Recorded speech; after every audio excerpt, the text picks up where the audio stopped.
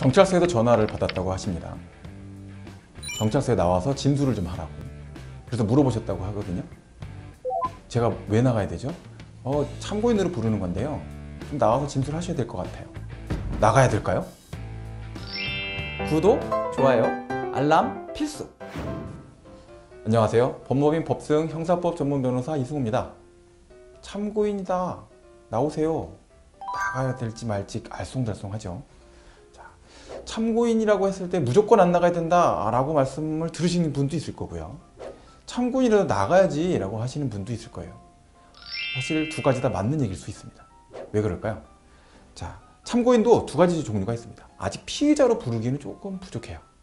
그런데 그냥 중요 참고인이고 곧 좀 조사해보고 나면 피의자로 전환할 것 같다는 느낌이 드는 참고인이 있습니다.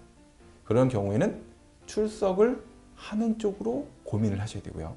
적극적으로 소명을 하는 것을 목적으로 갖고 준비하셔야 됩니다. 자, 이런 경우에는 사실은 피의자로 전환될 것을 염두에 둬서 오히려 더 적극적으로 변호사를 선임을 해서 준비를 하셔야 되는 그런 분이에요. 안 그러면 자신의 말 잘못 하나 또는 대응 하나의 잘못, 증거 자료를 그때 분명히 정확하게 전달해주지 못한 이유 때문에 계속 조사받고 또 검찰청까지 불려다니고 그러고 나서는 나중에 법원까지 가서 피의자, 피고인이 돼갖고 조사받고 처벌받고 하는 문제까지 시달게 될 수도 있는 거죠. 그게 억울한 결과를 초래할 수도 있는 겁니다. 말 한마디로 해서 능선이 갈리는 거죠. 이런 표현은 좀 한번 드리면 도움이 될까요? 자, 백두산에서 왼쪽으로 떨어지면 압록강, 오른쪽으로 떨어지면 두만강 간다고 합니다. 그래서 참고인이라는 지위는 그런 위험한 지위라는 걸 여러분이 생각을 하실 필요가 있습니다. 왼쪽으로 가면 참고인, 그냥 그래서 나는 중립적인 또는 피해자에 가까운 사람이 될 수도 있는 거고요. 오른쪽으로 떨어지면 같이 공동범죄자, 공모자 등등등이 될 수도 있는 거죠. 자, 그럴 수 있는 형태가 될 수 있기 때문에 신경을 써서 참고에 대응하실 필요가 있고요. 자, 그런데 애당초 이 사건 관련해서 내가 도저히 아무것도 아는 것도 별로 없고 내가 왜 불려지는지 잘 모르겠고 또는 알긴 아는데 전혀 처벌과는 관련성이 없을 것 같다 라고 생각하는 경우가 있을 겁니다. 그건 진짜 참고인이죠. 말이 좀 이상하긴 한데요. 그냥 진짜 참고하는 사람인 겁니다. 수사기관 입장에서는 왜 부를까요? 참고인을. 참고인을 부르는 이유는 딱 한 가지입니다. 피의자의 말도 믿기가 어렵고 피해자의 말도 믿기가 어려워.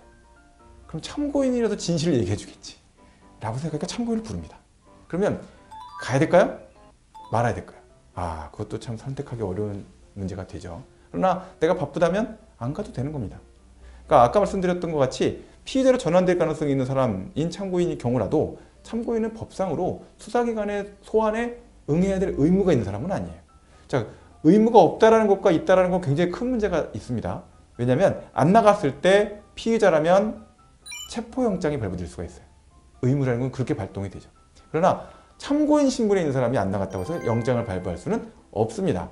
물론 검사나 경찰들은 수건의 어떤 소망 사항이긴 하죠. 그런 규정을 좀 만들어줬으면 좋겠다. 중요 참고인이고 저 사람이 나오면 문제를 다 해결할 수 있을 것 같은데 죽어도 안 나온다. 근데 그거는 법으로는 하지 말라는 거예요. 나중에 필요하면 증인으로 불러라 이런 정도의 취지인 겁니다.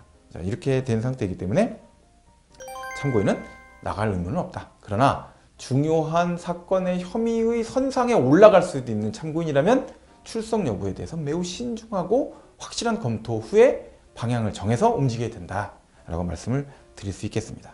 자, 이와 같은 내용에 있어서 참고인과 관련해서 말씀을 드렸고요.